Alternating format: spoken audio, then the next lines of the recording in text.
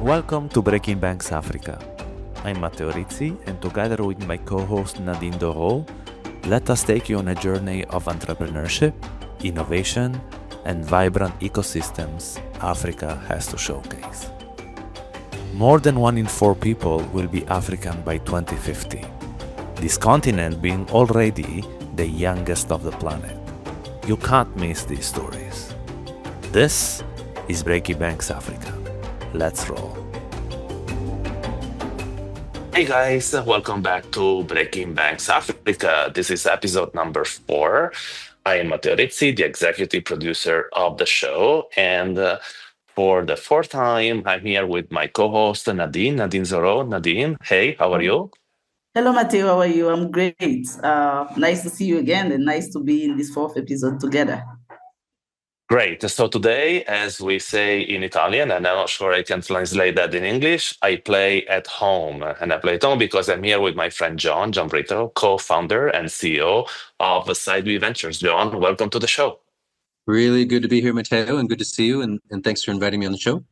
So I play home because John and I are in business together. I am honored to be the entrepreneurial residence of Sideway Ventures in one of the many hats that I wear. And the reason why we wanted to have John enter the show in this particular conversation is because I believe that the way you are thinking on building ventures and investing in ventures in Africa is different. So please take a couple of minutes about, to tell us about your background and also what Side Ventures is, please. Absolutely. So originally from San Francisco, California. Parents were technologists, so I kind of come from that background. And of course, after university, I decided to go a totally different path and went finance and ag specifically, and found myself in DC for about 10 years working in finance, but for kind of quasi-government, US government organizations. And that kind of led me, with DC being such a melting pot for every country in the world, it just kind of opened my eyes to other markets. I ended up living and working in Prague, in the Czech Republic, did a lot of travel, and sort of came across a volunteer opportunity with a group that was trying to raise money for Africa. And it was to do sponsorships and education. And it was around entertainment. So it was really easy to get involved with. So that's kind of the beginning of it. And that was 21, 22 years ago. And I've been here ever since. There's been a lot of back and forth. So I did come from sort of a finance background my whole life. I've always been fundraising, but just in different organizations, historically for NGOs and, in media and housing. And then it kind of transitioned into the industry that we're in today. So that's a little bit about myself. I did a bachelor's at UC Davis in agricultural economics and statistics. Went back to do my master's about 15 years ago. And I got an MBA in finance, and then also got a master's in international affairs. I was thinking about being a diplomat, and then chose the private sector, which is where we are today. I sit on the board for the American Chamber of Commerce here in Uganda. So we do a lot of work with the U.S. Embassy. And then, of course, I sit on the board for Cavendish University, and I focus on rebuilding their curriculum and creating an endowment for them, which would be the first endowment here in Uganda for a private university. So that's a little bit about myself. So really glad that you invited me, and it's good to see you here. And I didn't know you did this, so this is great. No, and like before giving the mic to Nadine, tell us a little bit about, or let's share maybe together, our approach to venture building, right? Because there is a lot of ways that today you can nurture and help a startup to grow. I believe that the way Side B does it is a bit different. So how did you come up with the idea, and what I did? Take a couple of minutes to talk about it, please. Yeah, so this is actually it's an evolution, right? And so it's a lot of trial and error. I didn't know this coming in. It's not like I had a vision for it from the beginning. I've been in the trenches working with companies, and we were doing corporate advisory for about 10 to 12 years prior to this. And towards the end of that season, I guess, we started looking a lot more early stage opportunities. And it had everything to do with funds being created for early stage, innovation hubs that needed to support early stage, universities and corporates who wanted to come together to support early stage. So we did a lot of work there. And when I transitioned from corporate advisory into early stage advisory, one of our board members had suggested that we go in that direction. So we followed that path with the intent of creating a fund, because capital is one of the big constraints for the market at that early risk level. So this was how we kind of started our journey. And I think if you look at it, when you look at my first advisory company here, it was specifically on SME ag. Obviously, those guys can't afford it. So you're kind of going into a market where it's a little bit limited from an advisory perspective, but you can see the inner workings of how these SMEs work. And then you get into the corporate space, which is much more defined.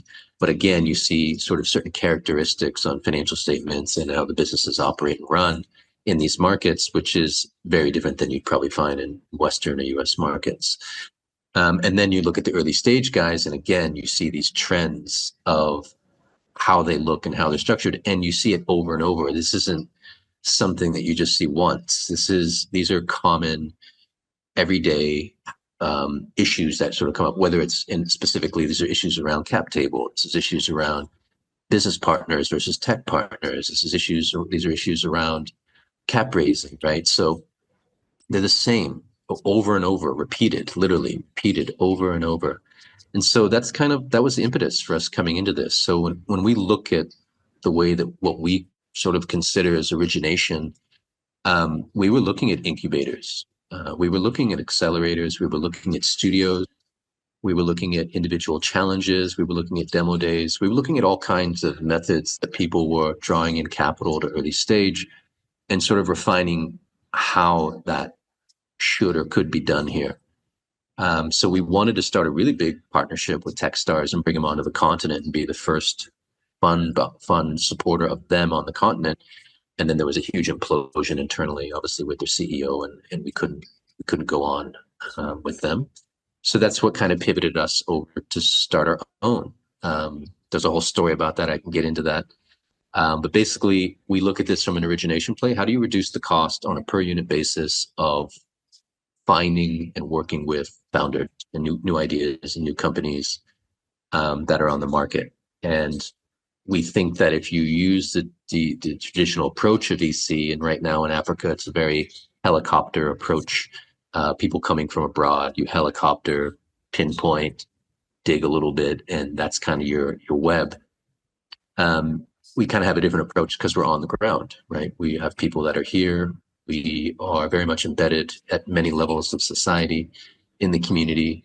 We have a much different view on things than I think somebody from the outside. So that's a little bit about it. I'm happy to get into like more details. There's a bunch of stories behind how we got here. No, and Nadine, this is also like your daily bread, right? Because on the top of being our part-time host, you are also the founder of Impact Hub. So you know a lot about working with entrepreneurs. This mutualizing the common needs, that is basically everything that is not product. Market and sales, but is as a common ground that can be mutualized. So I think that a lot of what John said resonate a lot, right, Nadine? 100%. And I think there are some of the questions I would need to ask him. How do you reduce those costs? How do you make sure entrepreneurs locally, especially, understand the value of the support that you're giving them, and how much it costs and how much it takes as resource from you to support them? So maybe I don't have an answer myself, but I have some questions for you, John, on what do you think are some misconceptions or myths that we have about startups in Africa that the general public or the global scene thinks about startups in Africa? Sure. I want to answer that question, but I kind of want to preface the fact that we're talking about this in the context, and Matteo is involved in the Side B Venture Studio, which its model is this evolution of the answer to this question. And it is those misconceptions, it's those challenges, it's the things that we see based on the advisory we were doing that is drawing about the way that we're going about origination through this venture studio model. So it is a hybrid venture studio model. It's a mix between a traditional accelerator and a traditional studio. We literally in the middle in terms of time, equity, hiring versus not hiring, our participation from an operating side.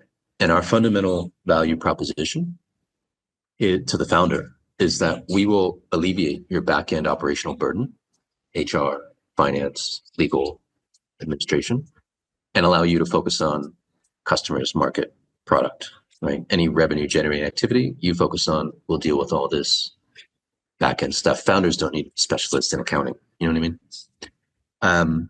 And so that's kind of our value prop, and we want to do that in a 12-month period. We want to take founders from usually around 50 to 100K up to $1 million in revenue in 1 year, and we have the capacity to do that. So that's our fundamental value prop to founders, and that's how the studio is structured. And so we have 4 levels of teams that we work with. So we've got a whole fund team, which is separate from the studio. We've got a venture team, which Matteo is a part of. We have an operating team, which just deals with all the back end for the founders in the studio. And then we have a coaching and mentoring team, which is industry specific. So each founder gets a single mentor, which is specific to that industry. This is a senior guy who's been around, 3-4 decades in that specific industry, and can kind of share some pretty good insights into what's happening. So that's how we're structured. So if you think about that, and then you think about, okay, well, what are the challenges? The studio is intended to answer those challenges and kind of provide a resource for that. We think there's 3 fundamental challenges, which we don't see incubators doing, we don't see accelerators doing, we don't see hubs doing, we don't see ESOs, these entrepreneurial support organizations, we don't see them doing these things. So 3 things are: 1, you don't have industry specific support. So you have generalist support or program related support. So that means somebody maybe come from a theory-based methodology, or maybe have heard it or read about it. And those are the people that are helping startups. So you can imagine you're already at a disadvantage, right? And the second thing is capital, right? Risk capital specifically. And in Africa, this, generational wealth is non-existent. Well, it's just coming to its first generation, basically, across the board, post-colonial era, right? So even families that have started solid businesses here have lasted maybe 1 or 2 generations, and then they die out. And so that ongoing generational wealth doesn't seem to stay in place, except for a select few. And so without that, you don't have long-term capital accumulation. You don't have long-term, even though you have high savings rates, you don't have high accumulation. So there's a difference between the two. And that's what allows risk capital to sort of flow. And this is why you can see, a $10, $50 million deal in the States kind of go pretty easy, or 100 million raise kind of happen pretty quickly, because people can part with that without denting their lifestyles or their pocketbooks, right? So that's the second thing. And the third thing are partnerships, and partnerships in the context, the way we're building this is partnerships in the context of customer. And so the number one thing that we believe that most founders need are the people to buy their products and services, right? And there is a belief that, and this is sometimes founder led, that they want to figure out their product first. And we get that, like, it's totally legitimate. And they want to go through every loop, possible to figure out like whether or not that product really is the thing that they want to go forward with before they even get to a rev model. If you're capitalized, not a problem. So some people are capitalizing to do that. But for the most part, like 99% of the other ones who aren't capitalized, that's really difficult to take that time to do that. So we think that the way we've set it up is we have a lot of corporate partnerships that we've set up to drive customer base with their customers. And also some of them have certain technology they've already established. So how do we link into that technology, and how do we get API access and other support service to link into the services that our founders are creating? So we think those are the 3 main things. And those are the three things that we're driving at the studio, in addition to that functional back-end operational stuff. So we're a little bit of a mix. So we're a little different. So if you think about that, the cost structure of us to function is very high. You can't price us at a rate of an incubator and accelerator. It doesn't make sense. So that cost factor is super, super high. And that's kind of a big It makes factor. me it makes me think that and I always had it in mind that this approach kind of is a byproduct of the fact that the pure VC business in Africa is not adapted for the majority of the startups that are fundraising, right? Because you expect a VC doesn't expect to babysit right the entrepreneur in the same way that Good point. that may be exactly that Yeah. that she needs as simple as that. We just had a conversation with another VC partner. They're from France. And this is good for us, Matteo. I didn't update you, but we think they might want to come in on a fund, and they understand it. They're okay with fund of funds. And when we were speaking to them, you could tell the frame within which they were speaking was exactly what you were saying. I'm gonna see a deck. It's a good idea. I'm gonna give you money.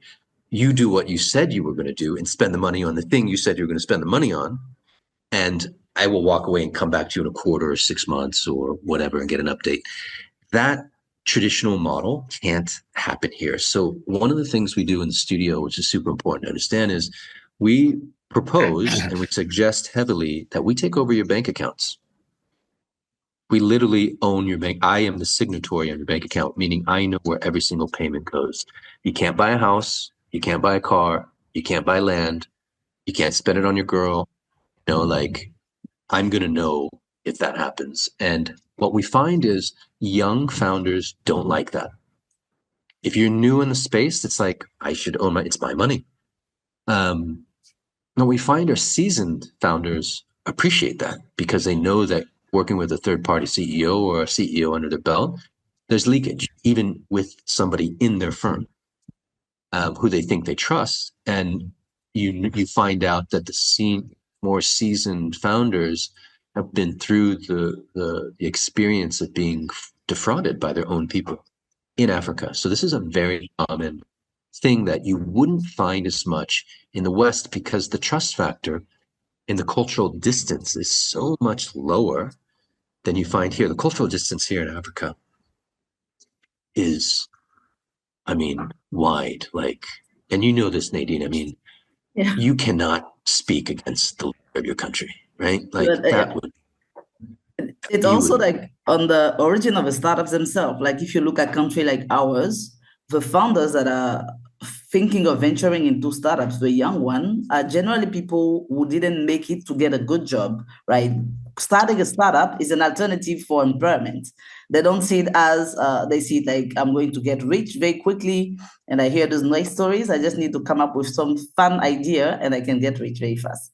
So with that in mind, they are not coming from a growth perspective. They are coming from a get rich perspective and get rich quick.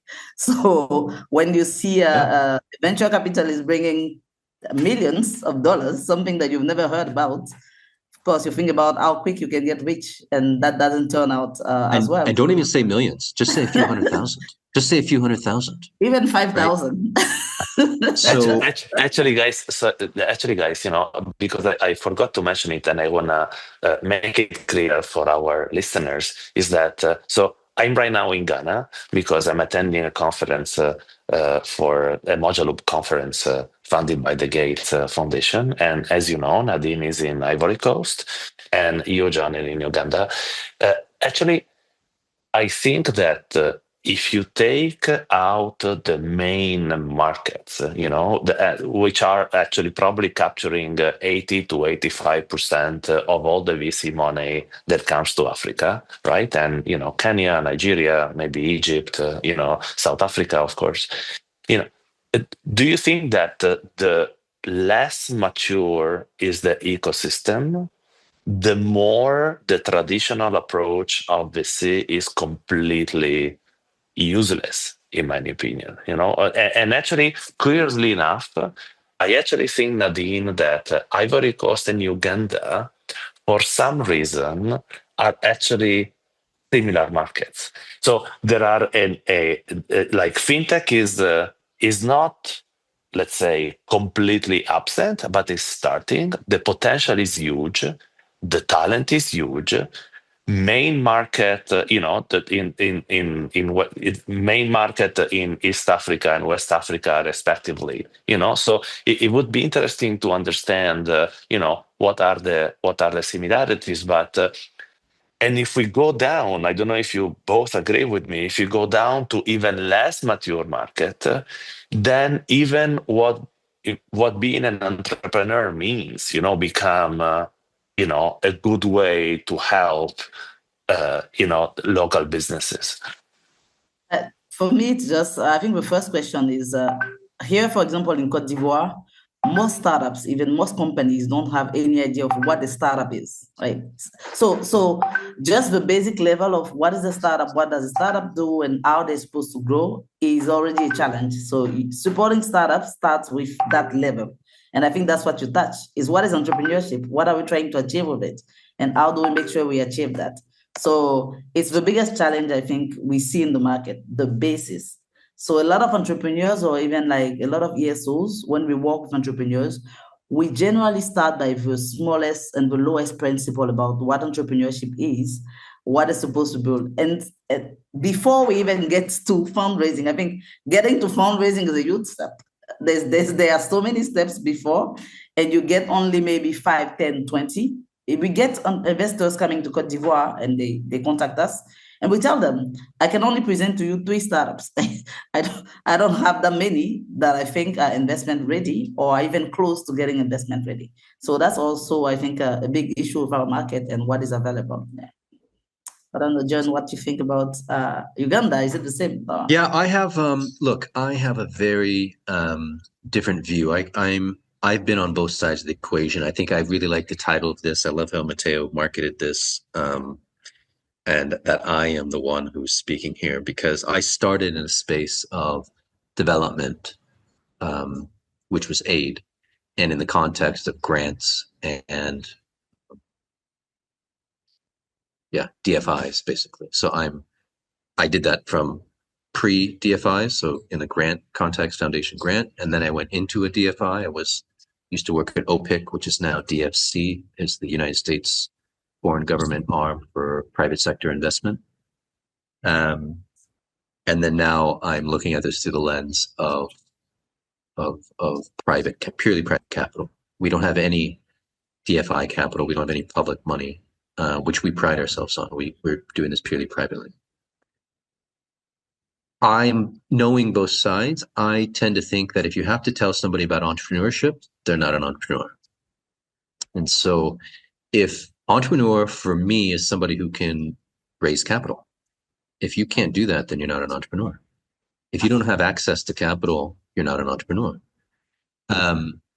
Just because you have an idea or you're really smart doesn't make you an entrepreneur, right? And I think that's the idea behind entrepreneurship. I think you have issues around team. How do you pull people together? I think that's what defines entrepreneurship. And then the next point is how do you make it work? Entrepreneurs with ideas who can't make things work, I don't think are entrepreneurs. So if you define it through that lens, which is a training lens, which comes sort of from a donor rhetoric, you tend to move in that direction of defining, and we don't do that. You can kind of see pretty clearly when you're speaking to somebody whether or not they're on their A game, or if they're just trying to figure things out, and so I don't associate entrepreneurship with age, or I don't associate it with that. I do associate it with experience, ability to do those things. So that's the way we look at it. So it's which is also, John, the reason, and I think that's also makes your approach unique, is that for someone to get into the venture studio, he has to be not a first-time entrepreneur, So and again, I'm not saying that this is the only approach that is needed, right? Because it would be too easy only to help the best. But certainly, if you want to make a startup a triple or quadruple their IRR, be able to, quickly monetize your investment so that you make your exercise sustainable. Obviously you can't teach entrepreneurship. You have to teach sales. You have to teach product market fit. Or really you have to. And for having talked to every startup that you guys are now dealing with, you can see the difference when you get someone who has already built and maybe like smash their face against the wall a couple of times. It doesn't necessarily mean to build successful startups, but certainly if you have to, I agree with you, if you have to explain the basics, not that it's not needed, right? But then you can't, it's another work. But Here that's not we are for us.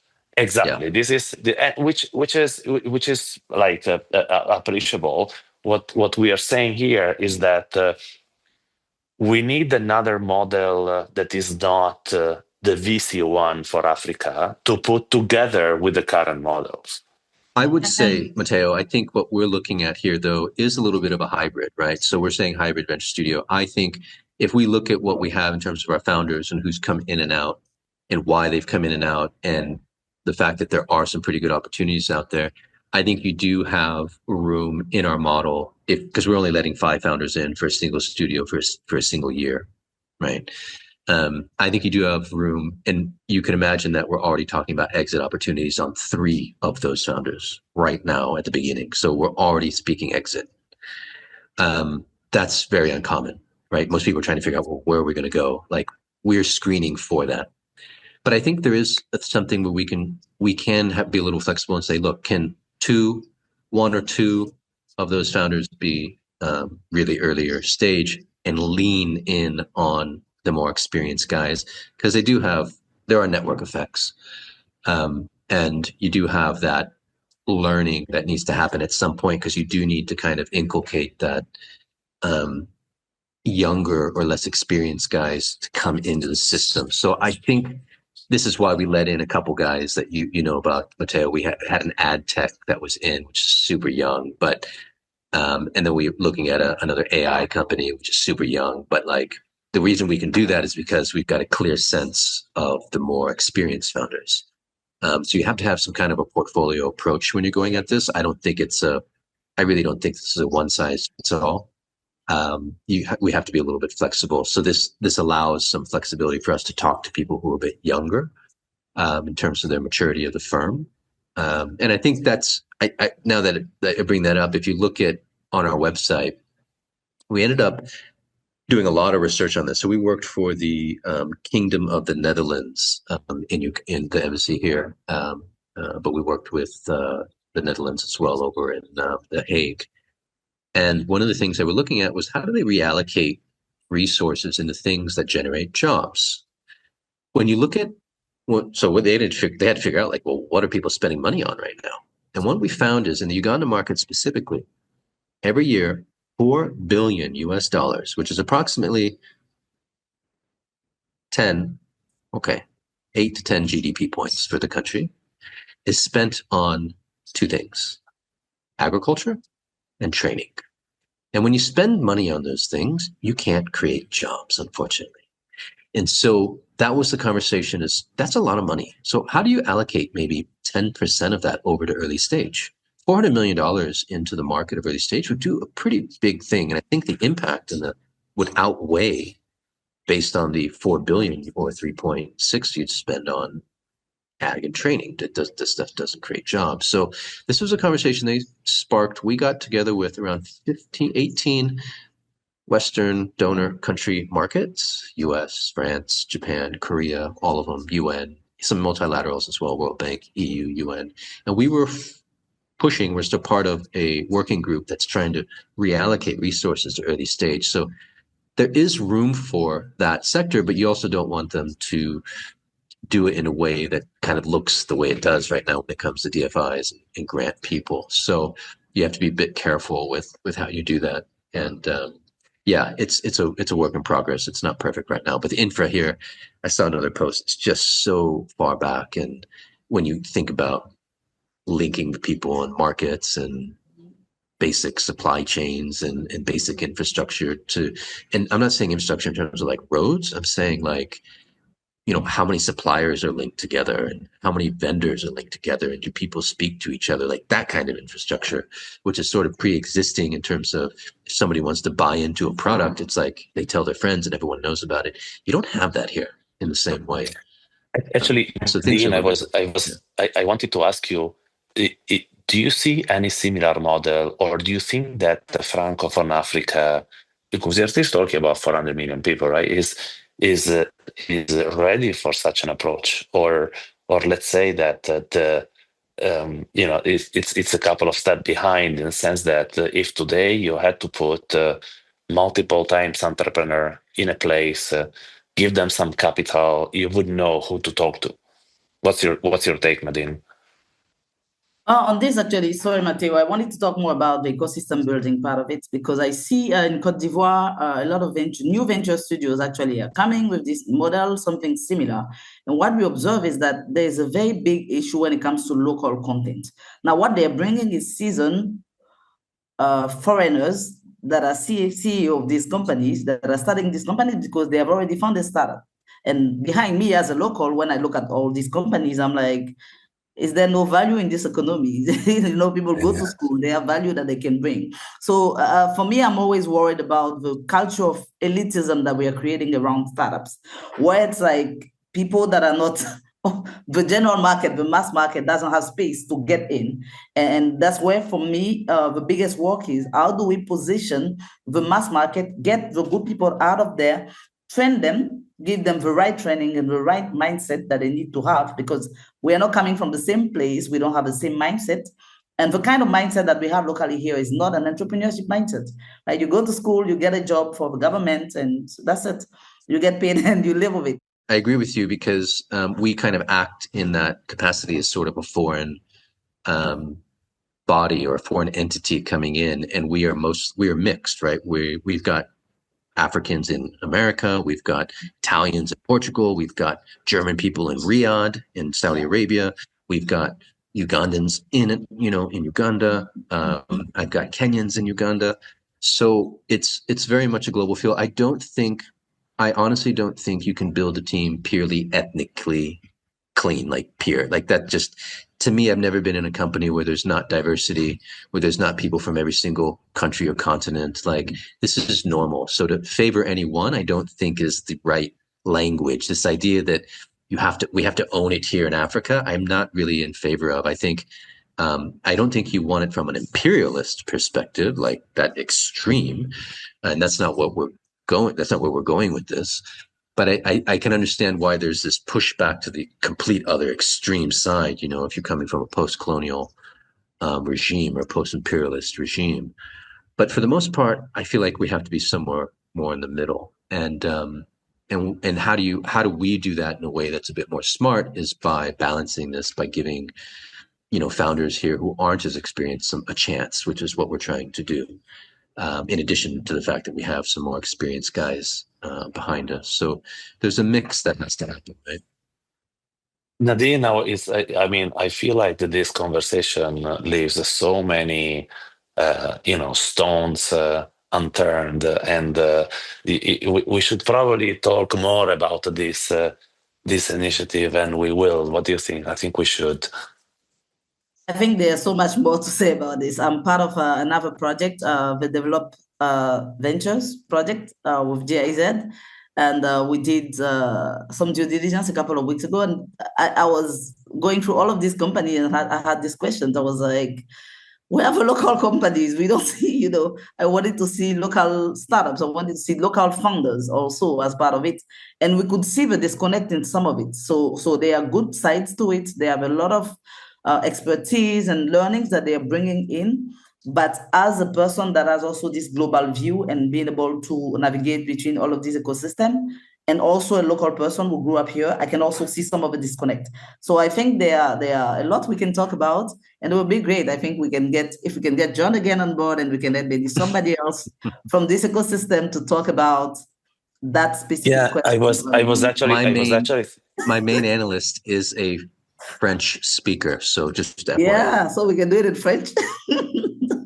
No, and I was actually thinking that it would be amazing. You mentioned GIZ, and we probably want to do a show with the like of African Development Bank, GIZ, the Catalyst Fund from Luxembourg, because there is this aspect of pushing the local entrepreneurs, but at the same time, we need the right diversities. Otherwise, you only get a bunch of non-fundable startups, at least in the traditional VC context, which is less of a building and more, hey, here's the money, we come back in 7 years, give us 10 times that, which I'm not sure it works in Africa.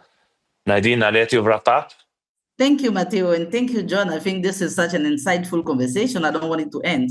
And we need like 3 hours to talk about this topic. And we learned so much from you, John, in this very creative and new way of addressing the funding gap in Africa, especially when it comes to startups. So it was very great having you. For everybody listening to us, please stay connected. We'll be here very soon with episode number 5 of Breaking Banks Africa. Have a great day, everyone. John, thank you very much. And this is a wrap. Thanks for listening to Breaking Banks Africa, a Provoke Media podcast in cooperation with timepledge.org. Don't forget to share us out or shout out across social media. If there is something or someone you would like to hear on our cast, let us know. See you next month on Breaking Banks Africa.